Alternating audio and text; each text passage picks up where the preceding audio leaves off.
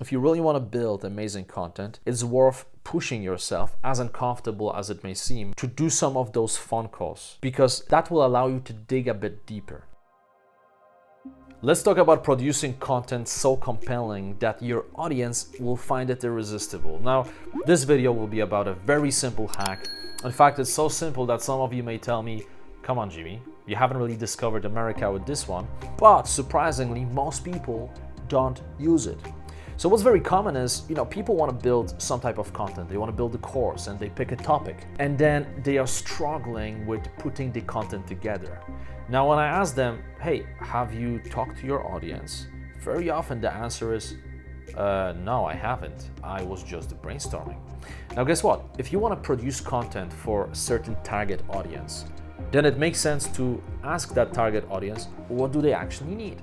Now, very often we think that we know what people want, but you cannot fully grasp it unless you talk to those people. Now, you can do it in a variety of ways, right? You can, for example, just message a bunch of people from your audience, make a post on Instagram, Facebook, and ask people, hey, what are some of the challenges you have within the topic X? However, if you do just that, the chances are, people will give you some info. It is good enough already because you are getting some valuable information from your people that you can use. You can see which questions come up most frequently. You can see which challenges are mostly bothering people. But if you want to take it to the next level, you should jump on phone calls, even better, video calls with some of those people from your target audience. Now, I know that some of you watching this, you may be thinking, video call? I don't really like video calls. I'm an introvert. I don't like to talk to people. I totally get it, But if you really want to build amazing content, it's worth pushing yourself, as uncomfortable as it may seem, to do some of those phone calls, because that will allow you to dig a bit deeper. Let me give you an example. So let's say that you ask people, hey, I'm going to be teaching about public speaking. What are some of the biggest challenges that you struggle with? Well, the chances are people will tell you about things like, I want to be more confident. I want to be more charismatic. I want to structure my speeches in a better way. But they probably won't reveal their biggest struggles that they feel deep inside, that are very specific. For example, before I get on a stage, even though everyone thinks that I'm going to do so well, I feel like my heart is racing and I feel this pressure in my chest. And I'm afraid that if I have a panic attack, everybody will feel and think that I'm a failure. They won't tell you this because they don't feel comfortable sharing, because it's a very intimate information.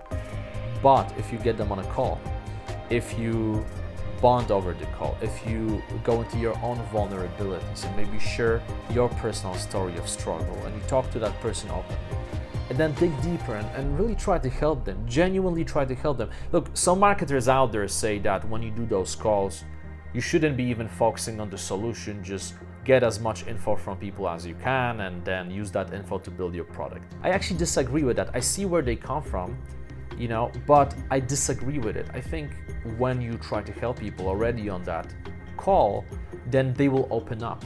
And if you open up, they will open up even more. And that will allow you to go to the root of the problem and hear about the real challenges.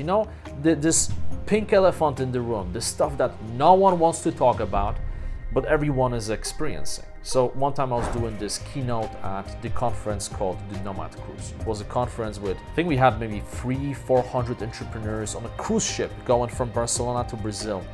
And I was one of the first speakers. So right from the get-go, I addressed the pink elephant in the room. And I said to people, hey, if you have experienced some type of anxiety or self-doubt in the last couple of weeks, raise your hand. I'm not gonna pick anybody, just raise your hand. By the way, I'm raising my hand, I experienced it myself.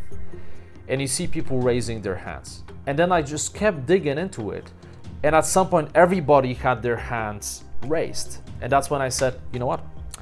Just look around and realize that every single person in this room is struggling with something. Everyone here is a human. And that made people open up. People told me afterwards, man, this was amazing. This was such a beautiful way to start this entire conference because it showed us that we are just humans. So people loved it. People love vulnerability. Now if you start with vulnerability on a call like this, then you can dig deep and figure out the main challenges that your audience has, and that's gonna allow you to create better content. It's a very simple hack, but I can guarantee you, if you use it, even though it may feel uncomfortable, if you use it, you will produce a more compelling content.